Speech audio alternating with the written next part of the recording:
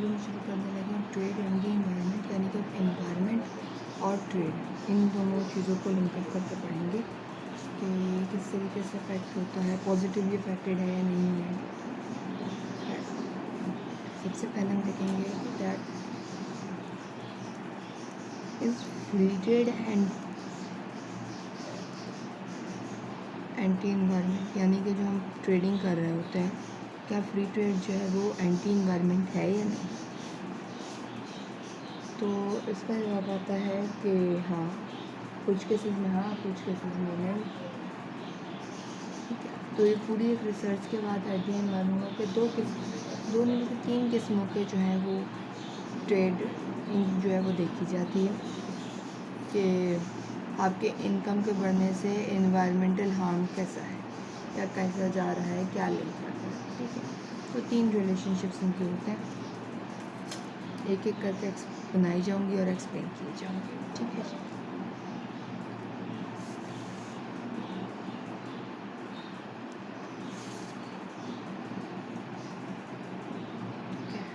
यहाँ पे है एनवायरमेंट हार्म, ठीक है। यहाँ है नेशनल इनकम पर पर्सन, यानी कि जीडीपी पर पर्सन या जीएनपी पर पर्सन, ठीक है, पर कैपिटा जो कहलाती है। सही है, तो ये डाउनवर्ड स्लोप है, यानी कि इनकम पर कैपिटा के बढ़ जितना ज़्यादा होगी उतना ही ज़्यादा का एनवायरमेंटल हार्म जो है वो कम होगा। ठीक है जी, जितना इनकम पर कैपिटा ज़्यादा होगी उतनी ही एनवायरमेंटल हार्म जो है वो कम होगी। ठीक है, तो ये जो है आपके पास ये कह रहा है कि दोनों नेगेटिवली स्लोप है, यानी कि नेगेटिवली रिलेटेड है। इनकम का ज़्यादा होना आपके एनवायरनमेंट के लिए बेनिफिशियल है। ठीक है,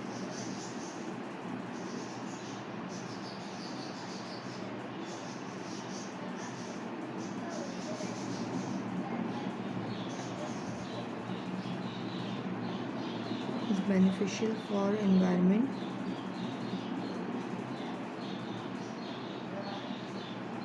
ठीक है। अब हम जियोलॉजिस्ट तो नहीं है कि एग्जैक्टली कैसे ही होता है इसके बारे में पता चलता, और सिंपल थीरीज़ हैं चंदा जो कि चंदा लोगों ने दी थी और उसको जो है देखा जाएगा, कुछ नहीं।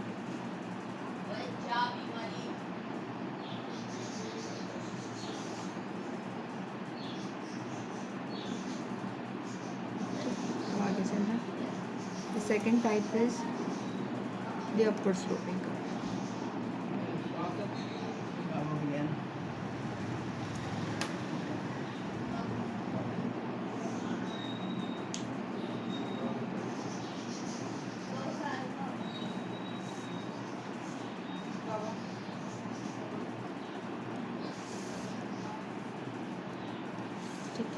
दूसरा है आपके पास national income per capita,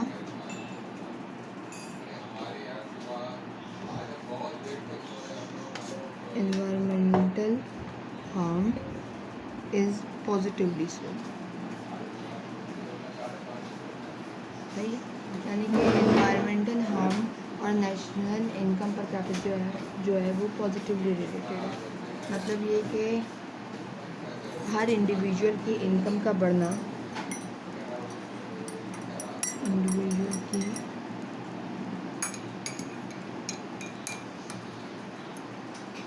income का बढ़ना जो है वो एनवायरमेंटल हार्म, मैं EH करके लिख रही हूँ एनवायरमेंटल हार्म को, वो एनवायरमेंटल हार्म को मज़ीद बढ़ाता है। यानी कि कुछ लोग हैं जो ऐसे बेहिस हैं कि वो नहीं एनवायरनमेंट को फोकस रखते। ठीक है, तो उनकी इनकम ज़्यादा बढ़ने से वो मज़ीद ऐसी चीज़ों का इस्तेमाल शुरू कर देते हैं जिससे एनवायरनमेंट पे हार्म जो है वो मज़ीद बढ़ जाता है। ठीक है,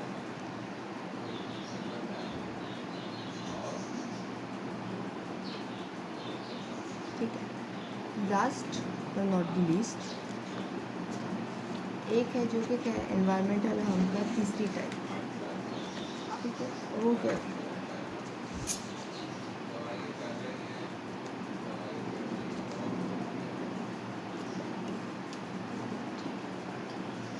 उम्मीद करती हूँ कुज़नेट कर्व के बारे में आप लोगों ने सुना हुआ होगा। ठीक है, ये जो होता है ये कहलाता है एनवायरनमेंट का कुज़नेट कर्व।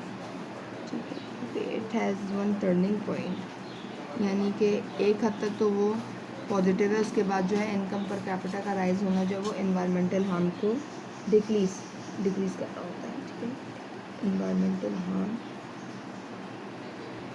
ठीक है, नेशनल इनकम पर कैपिटा। ठीक है, जो नेशनल इनकम पर कैपिटा का हम कह रहे हैं, चलो फॉर एग्जाम्पल यहाँ पे मैं एक टर्निंग पॉइंट को जो है यहाँ पे मार्क दे देती हूँ। फॉर एग्जांपल इस एन के ऊपर, यानी कि इस इनकम के ऊपर जो है, नेशनल इनकम के ऊपर जो है आपका एनवायरमेंटल हार्म जो है वो वर्स ऑफ हो चुका है, यानी कि एनवायरमेंटल का जो हार्म है वो टॉप है, हाईएस्ट पे। उसके बाद जब इनकम पर कैपिटा बढ़ती है तो ये कम होता है। तो आखिर ये जो इन्वर्टेड यू शेप का किस्म का जो ये रिलेशनशिप देख रहे हैं, ये एनवायरनमेंट का ये कहलाता है एनवायरनमेंट कुज़नेट। ठीक है, कुज़नेट कर्व जो है बेसिकली वो नोबेल प्राइज़ विनर थे साइमन कुज़नेट्स, उनके नाम के बाद दिया गया था। और ये जो कुज़नेट कर्व है ये बेसिकली है तो इकोनॉमिक डेवलपमेंट का कोर्स, यानी कि एक डेवलपमेंट की साइड पे ज़्यादा इस्तेमाल होता है। कुज़नेट कर्व जो है वो रिलेशनशिप शो करता है जो इकोनॉमिक डेवलपमेंट का बेसिक वाला है। डेवलपमेंट साइड में लिख देती हूँ, डेवलपमेंट का एक कुज़नेट कर्व जो है रिलेशनशिप शो करता है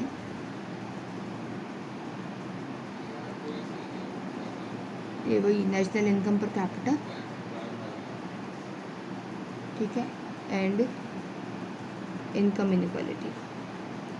ठीक है, वो भी ऐसा टर्निंग पॉइंट ही के साथ होता है, और टर्निंग पॉइंट की वैल्यू को मालूम करने की कोशिश करते हैं कि एट टर्निंग पॉइंट इनकम जितनी होगी उतनी ही इनकम इनइक्वालिटी ज़्यादा होगी। ठीक है, इनकम इनइक्वालिटी यानी कि रिच और पुअर का गैप बहुत बड़ा है।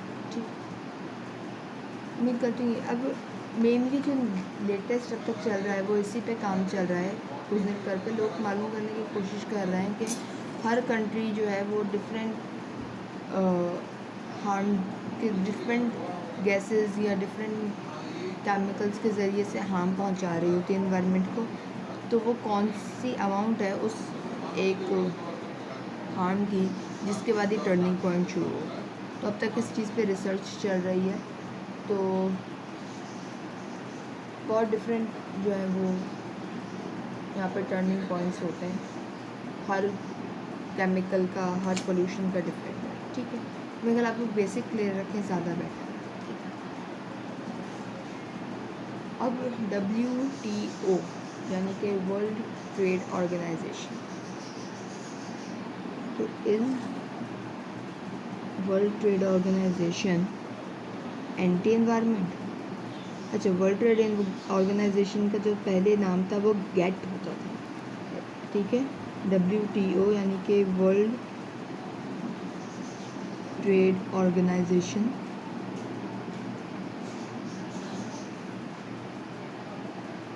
जो है प्रीवियसली नोन एज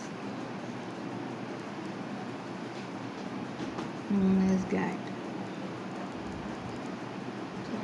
गैट की फुल फॉर्म आपको इंटरनेट से मिल जाएगी, रियली सॉरी मैं वो नहीं निकाल सकती। ठीक है, तो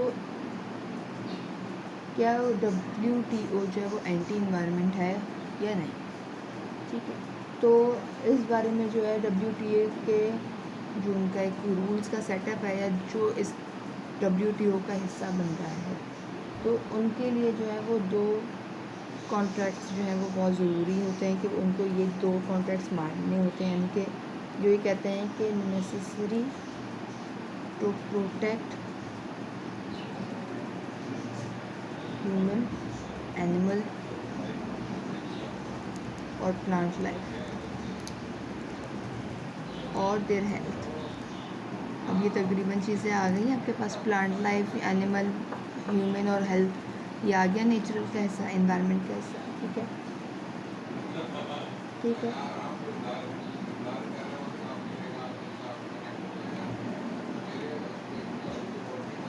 इसके अलावा है कि अगर कुछ ऐसी कंजम्पशन या प्रोडक्शन चल रही हो जो कि नेचुरल रिसोर्सेज को हार्म कर रही हो या नुकसान पहुंचा रही हो, तो उसके ऊपर जो है आप बेशक ट्रेड बैरियर्स लगा सकते हैं।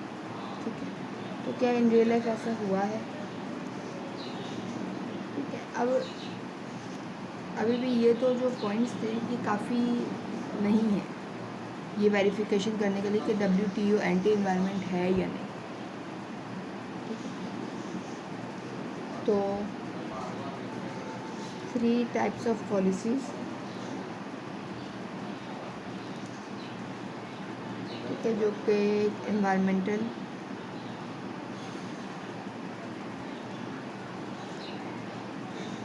एग्जम्पशंस बिलोंग करते हैं। ठीक, तो पहला ये कि product consumption of products can cause damage. ठीक, तो पहली है consumption of products can cause damage.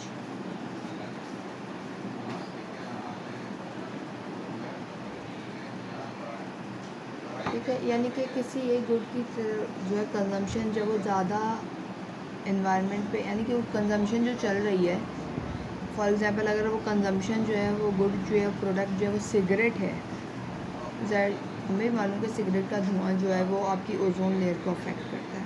ठीक है, तो ऐसे गुड की प्रोडक्शन हो या कंजम्पशन हो तो इसके ऊपर टैक्स या कुछ ना कुछ लग सकता है। ठीक है, जिससे इसकी कंजम्पशन को रिड्यूस किया जा सके और ताकि वो एनवायरनमेंट के हार्म को कम करे। ठीक है, तो yes we can apply some tax to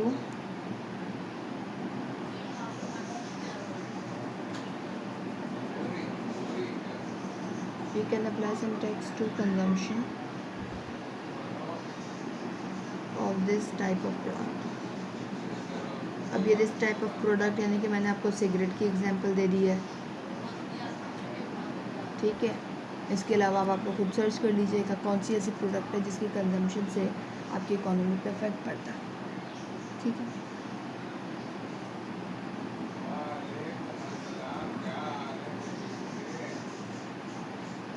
production in foreign countries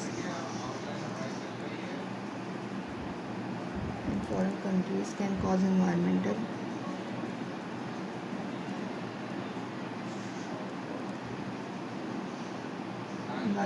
damage।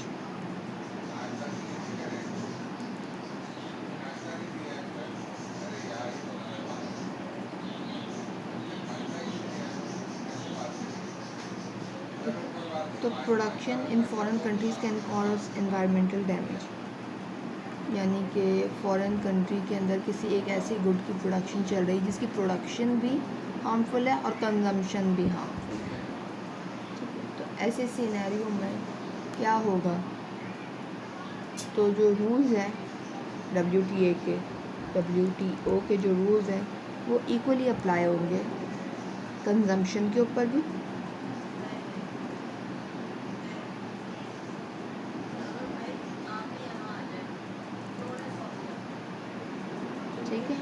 Equally applied on consumption, यानी कि डोमेस्टिक की कंजम्पशन, डोमेस्टिक की प्रोडक्शन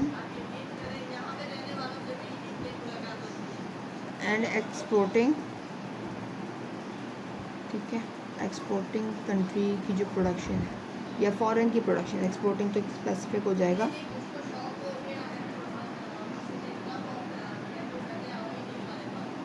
फॉरेन कंट्री की कंट्री। ठीक है, so consumption, domestic production and foreign country की production of that simple good जो है वो इक्वली अप्लाई होते हैं, यानी कि अगर टैक्स होगा या सज़ा मिलनी है तो वो मिलेगी। एनवायरनमेंट को एंटी ट्रेड नहीं लिया जाता। ठीक है,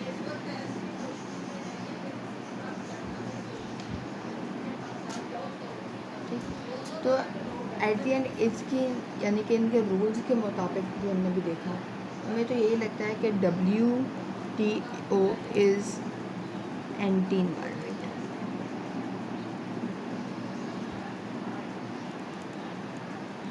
ठीक, क्योंकि वो जहाँ उसको ये नज़र आता है कि इन्वायरमेंट जो है वो वर्स ऑफ हो रहा है, वो वहाँ फ़ौरन से अटैक करता है और उनको उससे एक स्पेसिफिक गुड जिसकी वजह से इन्वायरमेंट को इफेक्ट ज़्यादा हो रहा है, उससे एक गुड की प्रोडक्शन रुकवाता है, या तो टैक्स लगा देता है या उसकी प्रोडक्शन रुकवा देता है।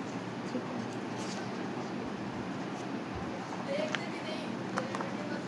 अच्छा, अब उम्मीद करती हूँ आप लोगों को मेरा पढ़ाया हुआ स्पेसिफिसिटी रूल याद है।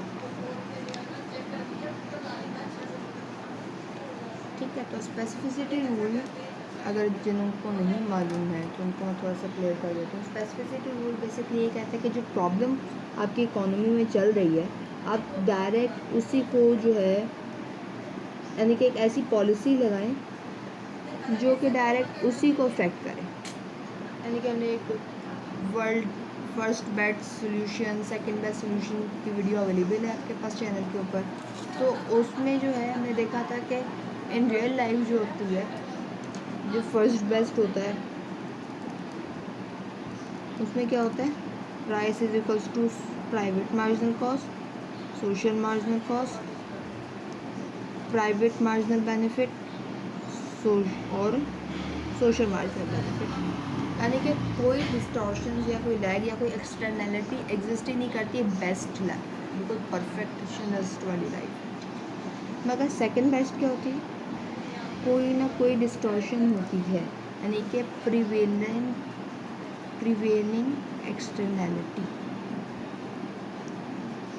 अच्छा, तो अब ये एक्सटर्नैलिटी क्या होती है? अच्छा, एक्सटर्नैलिटी जो है वो बेसिकली तब होती है जब दो लोगों की या किसी दो लोगों की कन्वर्सेशन या उनकी कंजम्पशन से किसी तीसरी पार्टी को अफेक्ट होता है। ठीक है, यानी कि आपको एक गुड को खा के खुशी महसूस होती है, आपकी मदर इस चीज़ को देख के खुश है, this is an positive externality. ठीक है, मैं देख रही हूँ कोई चीज़ कंज्यूम कर रहा है, मुझे उससे हसद हो रही है कि वो चीज़ कंज्यूम कर रहा है, मैं नहीं कर पा रही, नेगेटिव एक्सटर्नैलिटी। ठीक, तो स्पेसिफिसिटी रूल बेसिकली क्या है?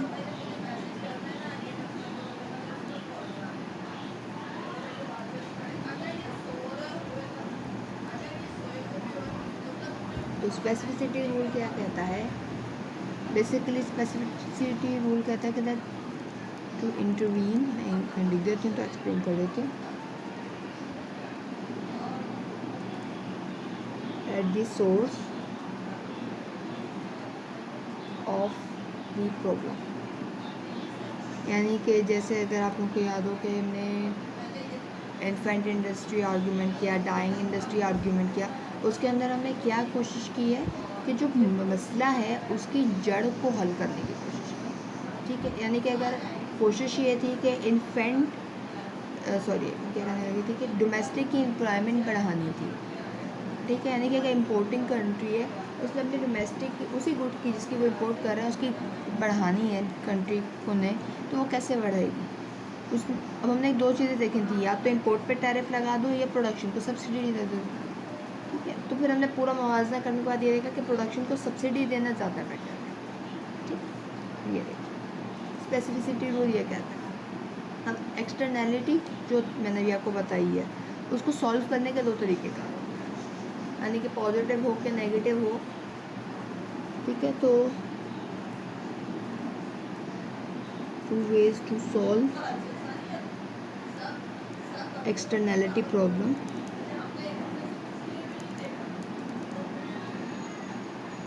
ठीक है, अब वो क्या है? पहले तो ये यूज़ ऑफ गवर्नमेंट्स टैक्स या सब्सिडी।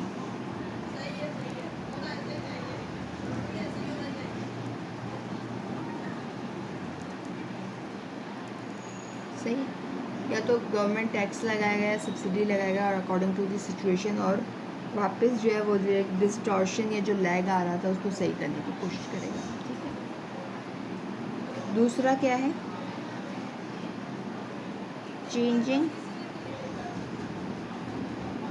Property rights.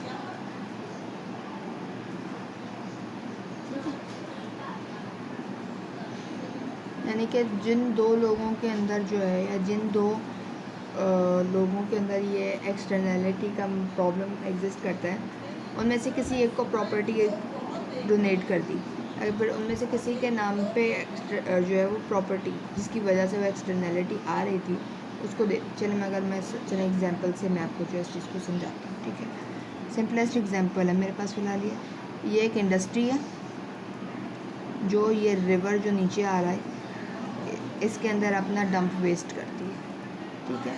और एक फ़िशरमैन है जो यहाँ नीचे ही रहता है और यहाँ नीचे से फ़िश कैच करता है,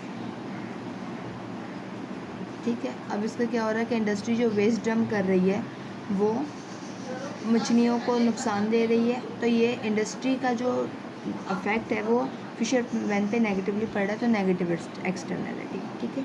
तो अगर चेंजिंग प्रॉपर्टी राइट्स हो तो क्या होगा, या तो ये रिवर फिशरमैन के नाम हो जाएगी या इंडस्ट्रियल के नाम हो जाएगी। अगर इंडस्ट्रियल के नाम हो जाएगी तो इंडस्ट्रियल दो चीज़ कर सकती है, या तो फिशरमैन को बिल्कुल ब्लॉक कर दे, उसको बिल्कुल इजाज़त ना दे कि वो इससे जो है वो फ़िशिंग कर सके, या फिर क्या करेगा कि वो